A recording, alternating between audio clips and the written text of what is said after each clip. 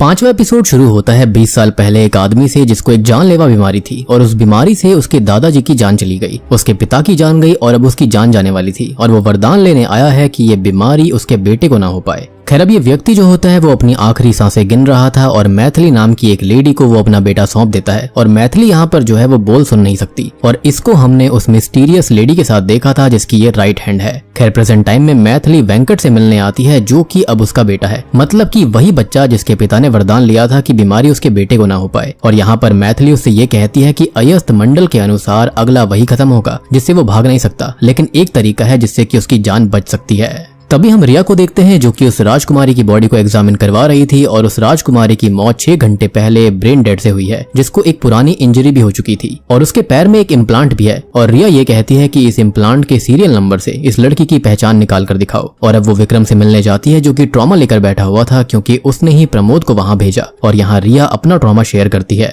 असल में हुआ ये था कि 2 साल पहले एक शूट आउट में उसकी वजह से एक बच्ची खत्म हो गई थी जो कि उसे आज भी हॉन्ट करती है, जिसके बारे में शास्त्री जी ने उसको बताया था और वो उसको समझाती है और मोटिवेशन देती है कि वो किलर अभी तक बाहर है और उन्हें कैसे भी उसे रोकना होगा। तभी हम अनन्या को देखते हैं जो कि अपने पति को एक इंजेक्शन दिलवाकर उसे फिर से पैरालाइज्ड कर देती है। दूसरी ओर रिया से मिलने नवीन देसाई यानी कि उसके सीनियर आते हैं और वो दोनों एक प्रेस कॉन्फ्रेंस अटेंड करते हैं जहां पर अनन्या अपने लोगों के साथ आकर हंगामा खड़ा कर देती है और रिया को नीचा दिखाती है कि वो किसी काबिल नहीं है, वो किसी भी केस को सॉल्व नहीं कर पाती। दूसरी ओर विक्रम और जिमी उस शॉप को चेक करते हैं जहां पर प्रमोद खत्म हुआ था और यहाँ पर बहुत सारी किताबें मौजूद थी और तभी उनको एक सीक्रेट चेंबर मिलता है जिस पर वही अयस्थ मंडल छपा हुआ था। विक्रम बाहर साफ सफाई करने वाले से पूछता है तो वो ये बताता है कि यहाँ पर एक गूंगी बहरी औरत आती थी और सुजय विजय की माँ लीला यादव भी आती थी और गूंगी बहरी औरत कोई और नहीं बल्कि मैथिली ही होगी। खैर विक्रम लीला के यहाँ जाता है और उसे समझाकर उससे बात करता है। वो ये बताती है कि उसको तो वरदान के बारे में कालिंदी दीदी यानी कि शास्त्री जी की बीवी से पता चला था और वही वो मिस्टीरियस लेडी थी जिसके साथ में मैथिली रहा करती।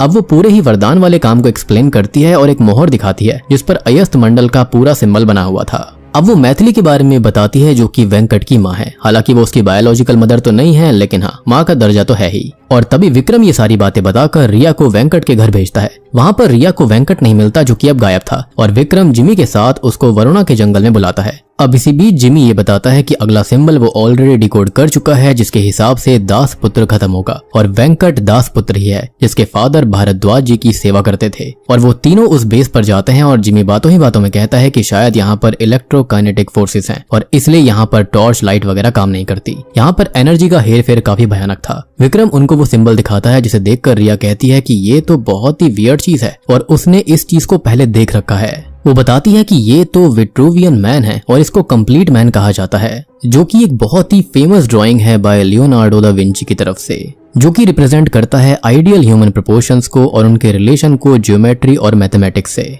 बेसिकली यहाँ पर ये जो ह्यूमन होता है वो सर्कल और स्क्वायर के बीच में होता है जो कि सिंबलाइज करता है हार्मनी को, यानी कि ह्यूमन बॉडी और ये ज्योमेट्रिक फॉर्म्स के अंदर। और सबसे बड़ी बात कि आपने नोटिस करी होगी कि जो सिक्के थे उसके अंदर जो सिंबल था वो इसी विट्रूवियन मैन का था जिसको यहाँ पर यस्त कल्ट से रिप्रेजेंट करा गया है और ये लोग जो बना रहे थे वो यही सेम चीज थी। और अगर आप नोटिस करोगे तो मंडल भी एग्जैक्टली सर्कुलर ही होता है, तो यहाँ पर ये दोनों चीजें आपस में काफी अच्छे से जुड़ रही थी। अब विक्रम उनको यहाँ पर इसलिए लेकर आया था क्योंकि अब वो अयस्थ की एक एक मोहर को वहाँ पर मौजूद सुराख के पास लाता है और सभी मोहर उसमें अपने आप ही सेट होने लगती हैं।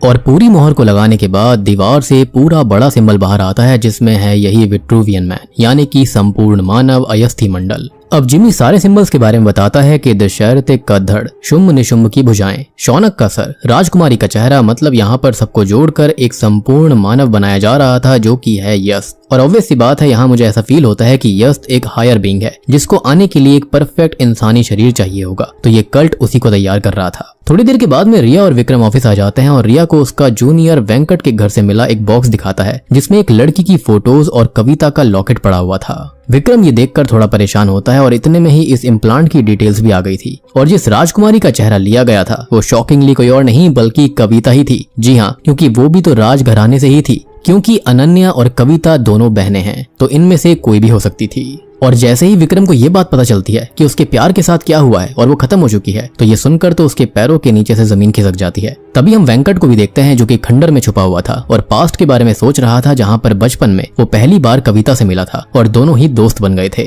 खैर अब तभी वहाँ पर योद्धा आ जाती है जो कि वेंकट को मारने आगे बढ़ रही थी, लेकिन तभी वो उसको रोकता है और उसे बिरजू के बेटे से मिलाता है जिसको उसने बांध कर रखा हुआ था। ये देखकर योद्धा थोड़ी सी कंफ्यूज हो जाती है। वो ये कहता है कि उनको दास पुत्र चाहिए ना, जिसके पिता को वरदान मिला हो, तो बिरजू का बेटा भी तो एक दास पुत्र ही है और बिरजू को वरदान में मिला था, तो वो उसको मार दे और वेंकट को छोड़ दे। और योद्धा तभी अपनी तलवार घुमाती है और किसी की तो जान गई थी, लेकिन यहाँ पर पता नहीं चलता कि एग्जैक्टली हुआ क्या। लेकिन इसी के साथ में 5वां एपिसोड यहीं पर खत्म हो जाता है। अब 6ठा एपिसोड शुरू होता है 25 साल पहले जिमी से, जो कि असल में देश दुनिया में घूमते थे, एडवेंचर करा करते, और ऐसे ही एक एडवेंचर पर वो गए थे जो कि कई दिनों तक अपने घर पर बात नहीं कर पाए थे। और जब बात करी तो उनके बेटे जुल्फी ने ये बताया कि उनकी वाइफ अब इस दुनिया में नहीं रही। जुल्फी की आंटी ने जिमी से कहा कि अब उन्हें उससे कोई मतलब नहीं है और जुल्फी को अपने साथ लेकर चली गई। अब 2022 में शास्त्री जी जिमी के पास नूर नाम की एक बच्ची को लेकर आए थे जो कि असल में जुल्फी की ही बेटी थी। और अब जुल्फी और उसकी वाइफ जिंदा नहीं थे, तो नूर की जिम्मेदारी उसके दादा जिमी के ऊपर आ गई है और वो बेटा नहीं संभाल पाए, लेकिन वो पोती को नाजों से रखते हैं। खैर प्रेजेंट टाइम में वो अगले सिंबल को डिकोड कर लेते हैं जिसका मतलब है हार्ट ऑफ अ चाइल्ड। अब इसी बीच हम रिया को भी देखते हैं जो कि क्राइम सीन पर मौजूद थी, क्योंकि वहां पर बिरजू के खोए हुए बेटे की पैर कटी बॉडी मिलती है। यानी कि यहाँ पर योद्धा ने इस चीज को एक्सेप्ट कर लिया था और वेंकट की जान बच गई थी। खैर अब तभी हम विक्रम को देखते हैं जो कि कविता की बॉडी के पास था और रोए जा रहा था। तभी वहाँ अनन्या भी आती है जो कि खुद काफी दुख में थी। विक्रम कहता है कि कविता की चेन चोरी हुई थी जो कि वेंकट के पास से मिली और अभी डिस्चार्ज पेपर्स पर अनन्या के साइन थे, तो वो ये कहती है कि वो बहुत सारे पेपर साइन करती है और उसे कभी किसी पर शक नहीं हुआ। इसी बीच उन्हें पता चलता है कि अनन्या का बेटा ऋत्विक किडनैप हो चुका है और सीसीटीवी फुटेज के अंदर वो योद्धा उसे लेकर जा रही थी।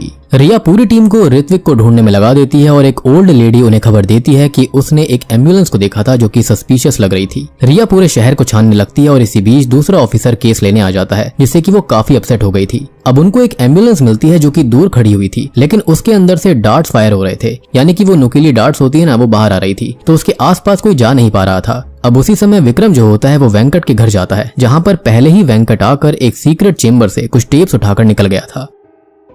विक्रम को यहाँ पर एक नए फ्लैट का एड्रेस मिलता है और वो वहाँ निकल जाता है। वहाँ पर उसे वेंकट मिल जाता है जो कि उन्हीं टेप्स को देख रहा था और ये असल में स्पाई कैम की फुटेजेस थी जो कि उसने कविता को स्टॉक करने के लिए लगाई हुई थी, क्योंकि वो उसे काफी प्यार करता था। अब विक्रम उसे पीट देता है और उसको सच पता चलता है, तो वो ये कहता है कि बचपन से ही वो कविता से प्यार करता था और इसलिए उनके घर काम भी करने लगा। और जब वो उसे प्रपोज करने ही वाला था तो उसने विक्रम को देखा। अब एक दिन उसने कविता के घर पर छुपकर स्पाई कैम लगा दिए थे ताकि वो उसके पल पल को देख सके, और तभी उसे शॉकिंगली उस पॉलिटिकल पार्टी वाले स्कैम के बारे में पता चला था और उसने उस पार्टी के लीडर समर राणा को इन्फॉर्म कर दिया, जिसके लोग विक्रम को मारने आए थे, लेकिन कविता उसकी गलती की वजह से कोमा में चली गई। और विक्रम को अब पता चलता है कि आखिरकार उसके बारे में लोगों को पता कैसे चला था, यानी कि इन सब के पीछे वेंकट का ही हाथ था। बेसिकली वेंकट ये चाहता था कि विक्रम को वो खत्म करवा देगा और बाद में वो यहाँ पर कविता के साथ रहने लगेगा। अब विक्रम गुस्से में उसे बहुत पीटने लगता है, लेकिन टेप में कविता की आवाज आ रही होती है जो कि फुटेज के अंदर उसको रोक रही थी, और अभी वो रुक भी जाता है, मानो कविता खुद चाहती हो कि वो रुक जाए। मीनवाइल रिया ज्यादा वेट नहीं करती और उस वैन तक जाती है, यानी कि एम्बुलेंस तक, जहाँ पर उसको पता चलता है कि इसके अंदर ऑटोमेटिक डार्ट मशीन लगी हुई थी जो कि मूवमेंट स्कैन कर ट्रिगर हुआ करती। अब वो उन मशीन्स को किसी तरह से उलझाकर तोड़ देती है और फाइनली ऋत्विक को बचा लेती है। और अभी भी उसे वो बच्ची दिखाई देती है और उसकी वजह से एक बच्ची खत्म हुई थी जिससे कि उसे ट्रॉमा मिला था, लेकिन आज उसने खुद को रिडीम कर लिया, उसने एक जान बचा ली, जिसके चलते वो लड़की जो होती है वो उसे स्माइल देकर वहां से चली जाती है, यानी कि फाइनली यहाँ पर रिया का ट्रॉमा दूर हो गया था। अब रिया को कुछ समय बाद में कुछ गलत सा फील होता है। वो टीम से बात करती है कि सब कुछ इतना आसान कैसे हो सकता है, क्योंकि उसने पहले योद्धा से लड़ाई करी है, वो काफी शक्तिशाली है और अगर उसे बच्चा चाहिए होता तो वो कैसे भी करके उसे छोड़ती नहीं। मतलब कि यहाँ पर कुछ और ही दिखाया जा रहा था और हो कुछ और रहा था। खैर अब हम जिमी को देख पाते हैं जिनको एक ख्याल आता है और वो एक पुरानी किताब पढ़ते हैं जिसके अंदर चरणदासपुर के बारे में लिखा हुआ था, और उनको पता चलता है कि उसके ग्रैंडफादर के पोते मतलब कि जिमी के बड़े भाई को अयस्थियों ने खत्म किया था, लेकिन उनको तो एक बीमारी थी, यानी कि पैदा होते ही उनको एक बीमारी हो गई थी, यानी कि वो उससे नहीं खत्म हुए थे। मतलब दादाजी ने उनके लिए भी वरदान लिया था और जो बीमारी उन्हें थी वही सेम बीमारी नूर को भी है।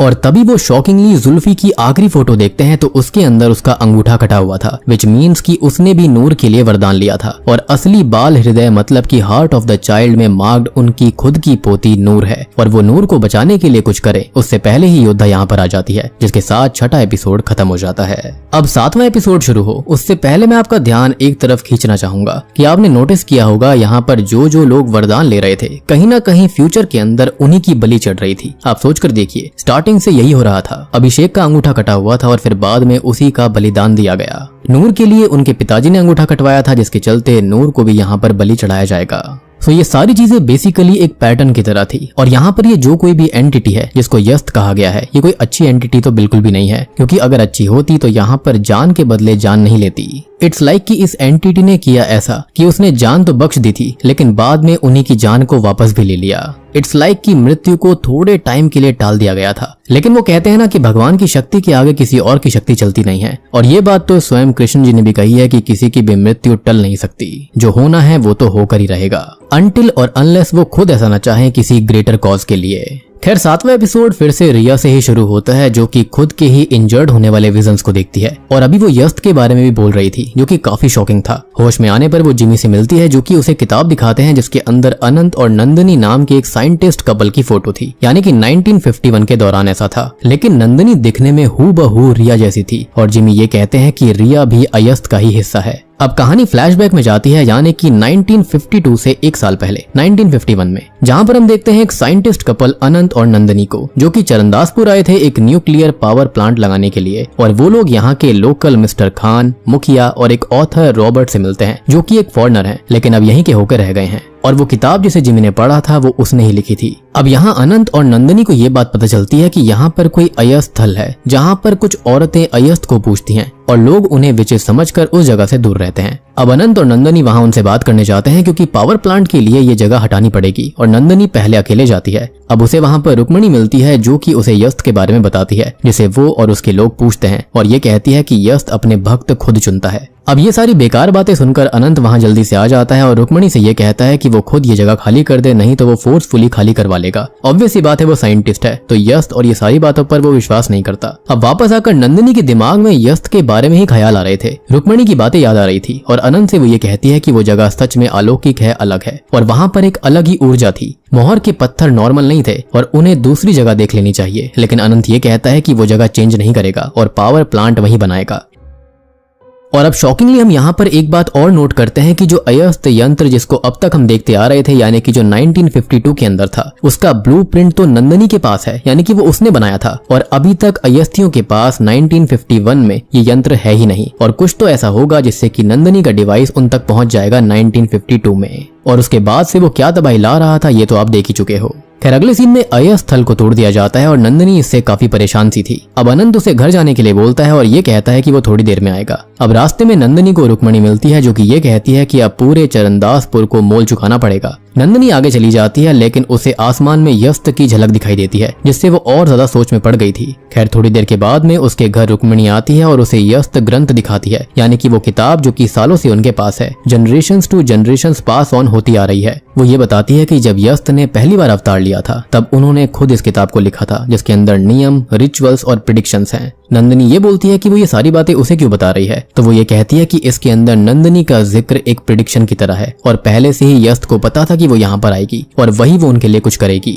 अब वो आगे एक पेज पढ़ती है जिसके अंदर लिखा हुआ था कि अगर यस्त स्थल को तोड़ा जाएगा तो यस्त का जन्म होगा और उसके निर्माण के अंदर वही औरत साथ देगी जिसने कि स्थल के विनाश में साथ दिया होगा। लेकिन हमने यहाँ पर यह देखा कि उसने इसमें साथ नहीं दिया था। स्टार्टिंग में वो यहाँ पर ऐसा सोच रही थी कि हाँ वो ऐसा करेंगे, वो समझाकर उनको भगा देंगे, लेकिन बाद में यस्त के चलते उसके दिमाग में सारी चीजें चल रही थी। इनफैक्ट उसने अपने पति को कहा भी था कि वो कोई दूसरी जगह देख लेंगे, लेकिन ऐसा हो नहीं पाया। खैर अब रुक्मणी ये बताती है कि इस लेडी की 3 खूबियां होंगी। पहली कि वो ऊर्जा के किसी यंत्र पर काम कर रही होगी और हमने ब्लूप्रिंट देखा भी था और यहाँ पर एक फोटो होती है जो कि हूबहू नंदनी के बनाए हुए ब्लूप्रिंट जैसी थी, यानी कि यस्त ने फ्यूचर में अपने पैदा होने को लेकर पहले ही सब कुछ लिख दिया था कि क्या होने वाला है। रुक्मणी कहती है कि दूसरी खूबी ये बताई गई है कि वो गर्भवती होगी और ये सुनकर तो नंदनी हिल जाती है, क्योंकि वो वाकई में प्रेग्नेंट थी और ये बात उसने अभी तक अनंत तक को नहीं बताई थी। तीसरी खूबी ये होगी कि वो विधवा होगी, जिसको सुनकर नंदनी कहती है कि उसका पति जिंदा है, मतलब कि ये प्रेडिक्शन गलत है और वो प्रेडिक्शन वाली लेडी वो नहीं हो सकती। लेकिन तभी एक शॉकिंग खबर आती है कि अनंत का एक्सीडेंट हो चुका है और उसके ऊपर पेड़ गिरा, जिसकी वजह से वो मौके पर ही मारा गया। यानी कि यस्थ ने ये सब कुछ किया था, इनडायरेक्टली उसने ये सब कुछ करवा दिया। अब कहानी यहाँ से एक साल आगे यानी कि 1952 में जाती है और नंदिनी को रुक्मणी की बात सही लगी थी कि यस्थ के बनने के बाद विज्ञान भी बदल जाएगा और मरे हुए जिंदा हो पाएंगे।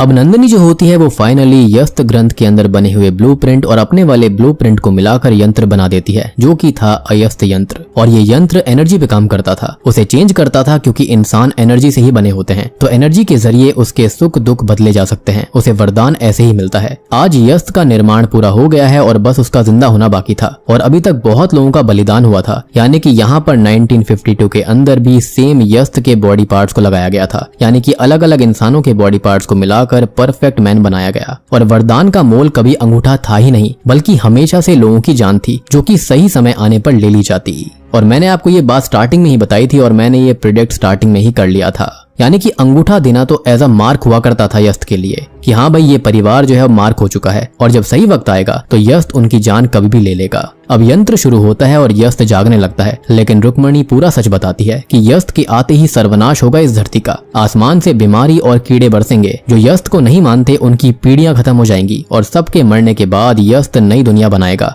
यानी कि वैसे ही वो परफेक्ट ह्यूमंस को फिर से बनाएगा। और ये कहीं ना कहीं फ्रैंकनस्टाइन वाली चीज नहीं लग रही थी कि बिजली देकर उसे जिंदा करा गया था। एनीवेज ये सब सुनकर तो नंदिनी हिल जाती है, क्योंकि उसकी आइडियोलॉजी अलग थी और उसका सपना सबको ठीक करने का था, ना कि सब कुछ बर्बाद करने का। तो यहाँ पर तो कुछ और ही हो रहा था। अब वो यंत्र को रोकने लगती है, लेकिन रुक्मणी उसे स्टैप कर देती है, और इसी बीच गांव वाले जो थे वो अयस्थियों के ऊपर आकर हमला कर देते हैं। और यही चीज हमने एपिसोड 1 की शुरुआत में देखी थी। और इसी बीच नंदिनी यस्थ की बॉडी जला देती है, और हमने वो हाथ देखा था ना शुरुआत में, जो कि इस बॉडी को जला रहा था, यानी कि वो अनजान लेडी तो वो कोई और नहीं बल्कि नंदिनी ही थी। यानी कि जिसने ये सब कुछ शुरू करा था वही इस चीज को खत्म कर रही थी। अब नंदिनी जो होती है वो एक बच्ची को जन्म देती है, और चरणदासपुर के अंदर एक पुलिस ऑफिसर आया था, जिसको उस प्लेस पर वो बच्ची मिली थी, जिसको उसने गोद ले लिया। और वो थे रिया के नाना जी, मतलब कि नंदिनी की बेटी को उस पुलिस ऑफिसर ने गोद लिया, और उस बेटी ने रिया को जन्म दिया था। रिया ये बोलती है कि उसे जिसके विजन्स आज तक आया करते थे वो नंदिनी ही थी, और वो हमेशा से उसको कुछ बताना चाहती थी। और आज उसने एक शब्द बोला है जो कि है यस्थ, और इसी के चलते उसको पता था कि यस्थ के साथ क्या करना है, यानी कि उसे भी इस चीज को रोकना होगा। और इसी के साथ 7वां एपिसोड यहीं पर खत्म हो जाता है। और अब दोस्तों हम आ चुके हैं इस सीरीज के फाइनल एपिसोड पर, यानी कि चैप्टर 8 पर। तो चैप्टर 8 यानी कि एपिसोड 8 शुरू होता है योद्धा से, जिसका नाम मोक्षी है। और शुरुआत में भी हमने एक मोक्ष को देखा था, यानी कि एक लड़की को। तो हो सकता है कि यहाँ पर ये उसी की ब्लड लाइन की लड़की हो सकती है, या फिर वो खुद ही होगी, जो कि इतने टाइम तक एज नहीं करी, जिसने की शुरुआत से ही कड़ी परीक्षा दी थी। अब कभी उसने तपते लोहे पर खड़े होकर परीक्षा दी, तो कभी घंटों ध्यान लगाया। यहाँ पर उसने खुद को सांपों से कटवाया, जहरीले बिच्छुओं से कटवाया, ताकि कुछ भी हो जाए उसे एक महायोद्धा बनना ही था। और परीक्षा पूरी होने पर कालिंदी ने ही उसे महायोद्धा नियुक्त किया था, यानी कि शास्त्री जी की बीवी ने। अब देखो यहाँ पर यही दो चीजें निकल कर आती हैं कि या तो ये वही 1952 वाली मोक्ष होगी, या फिर ये उसकी ही ब्लड लाइन की कोई लड़की हो सकती है। खैर अब तभी हम विक्रम को देखते हैं, जो कि घर आता है और उसके पिता उसे यहाँ से वापस दिल्ली ले जाने की जिद करते हैं। लेकिन दोनों के बीच में एक आर्गुमेंट हो जाती है, और इसी बीच योद्धा आकर विक्रम को बेहोश करके वहाँ से ले जाती है, क्योंकि अब आखिरी सिंबल के पूरे होने की बारी थी, जो कि है अलौकिक संतान का रक्त। अब रिया को विक्रम के बारे में पता चलता है, तो वो इंस्टेंटली फोर्स को एक्टिव करने के लिए कहती है, लेकिन केस तो अब उसके हाथ में था ही नहीं, तो उसे फोर्स भी नहीं मिलती। तो अनन्या उसे लोकल पुलिस का सपोर्ट देती है, क्योंकि हम जानते हैं कि यहाँ पर विक्रम से वो प्यार करती थी। खैर इसी बीच दूसरी पुलिस फोर्स को मैथिली का पता लग जाता है, और वो उसके एड्रेस पर जाते हैं, तो उन्हें वहाँ पर पुराने डॉक्यूमेंट्स जले हुए मिलते हैं। लेकिन वो रुक्मणी की फोटो बचा लेते हैं और जिमी के पास जाते हैं, क्योंकि वो ही कुछ बता सकता था। मीनवाइल रिया को पता चलता है कि विक्रम को एक टेम्पो में डालकर ले जाया गया है, तो वो सारे चेक पोस्ट को अलर्ट कर देती है। लेकिन योद्धा काफी शक्तिशाली थी, तो वो चेक पोस्ट पर मौजूद पुलिस ऑफिसर्स को खत्म करते हुए आगे बढ़ रही थी। रिया ट्रेसेस को फॉलो करते हुए जंगल आती है, जिसे एक फैसिलिटी के बाहर वो टेम्पो मिल जाता है, लेकिन अंदर कोई था नहीं। अब वो ये देखती है कि ये फैसिलिटी कम बल्कि एक सीक्रेट वॉल्ट जैसा था, जो कि बेसमेंट तक जा रहा था, जिसके अंदर वो जाती है और पुलिस ऑफिसर उसे वहीं पर लॉकअप कर देता है, यानी कि पुलिस भी कहीं ना कहीं मिली हुई थी। खैर अब वो बेसमेंट तक तो आ जाती है, लेकिन ये एक बहुत ही बड़ी जगह थी, जिसके सारे रास्ते ऑटोमेटिक लॉक होते जा रहे थे, और वो एक शटर को रोकने के चक्कर में बिजली का झटका लेकर वहीं बेहोश हो जाती है। दूसरी ओर पुलिस टीम जिमी को रुक्मणी के बारे में पूछते हैं कि ये कौन है, तो वो कहता है कि ये रुक्मणी भारद्वाज है, यानी कि अनन्या भारद्वाज की दादी। और हम इस टाइमलाइन की महामहिम को देखते हैं, जो कि शॉकिंगली कोई और नहीं बल्कि अनन्या खुद थी, यानी कि इसके असली पत्ते खुल चुके थे। खैर अब तभी अनन्या विक्रम के सामने आती है, जो कि वहीं पर बंधा हुआ था, और वो उसको बताती है कि वो उससे प्यार तो बहुत करती है, लेकिन उसके ऊपर जिम्मेदारी है यस्त बनाने की जिम्मेदारी, और वो अयस्थियों की महामहिम है और वो अपनी दादी को निराश नहीं करेगी। उसने कविता को मारा नहीं था बल्कि बलिदान दिया, यानी कि अपनी सगी बहन का, और अगला बलिदान होगा विक्रम का, यानी कि अलौकिक संतान का, अलौकिक पुत्र का, जिसने एक बार मौत को मात दी हो। उसे गोली लगी थी फिर भी वो बच गया था, और अब उसका खून यस्त को चढ़ाया जाएगा, तभी तो वो जिंदा होगा। और वो उससे ये कहती है कि मरने से पहले उसके सवाल का जवाब उसे मिलेगा। और तभी वहाँ पर वसुधा यानी कि उसकी माँ आती है, जो कि अब पूरी तरह से पागल हो रखी थी। अब अनन्या ये कहती है कि उसने उसकी माँ वसुधा का पूरा ख्याल रखा है। और तभी हम फ्लैशबैक देखते हैं कि जब वसुधा ने वरदान मांगा था तब तक उसका बेटा खत्म हो गया था, और हम जानते हैं कि वसुधा के 2 बेटे थे।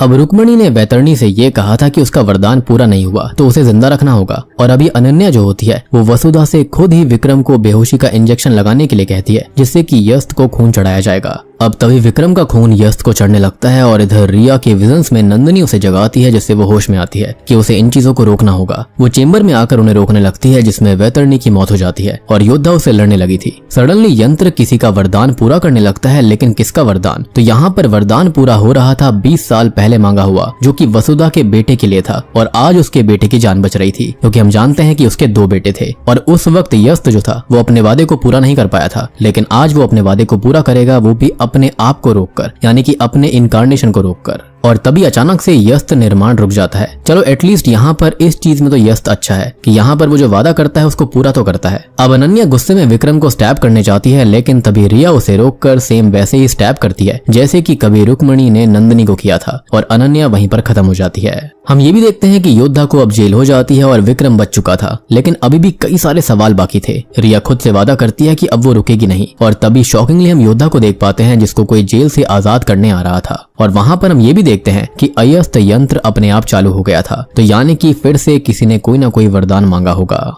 सबसे बड़ी बात कि अभी यहाँ पर वेंकट जिंदा था। बहुत सारे कल्ट के मेंबर्स और भी होंगे जो कि जिंदा हो सकते हैं। सबसे बड़ी बात कि यहाँ पर जो सीनियर है ना रिया का, यानी कि नवीन देसाई, तो हो सकता है कि शायद वो भी इसमें मिला होगा, क्योंकि जेल से आजाद कराने की शक्ति तो किसी और की नहीं बल्कि पुलिस वालों की हो सकती है या फिर किसी पॉलिटिकल पार्टी की। तो दोनों में से कोई भी हो सकता है। और इसी के साथ में ये सीरीज यहीं पर खत्म हो जाती है। तो दोस्तों ये थी मंडला मर्डर सीरीज की कहानी। उम्मीद करता हूँ कि आपको ये मिस्टीरियस थ्रिलर सुपरनैचुरल सीरीज पसंद आई होगी।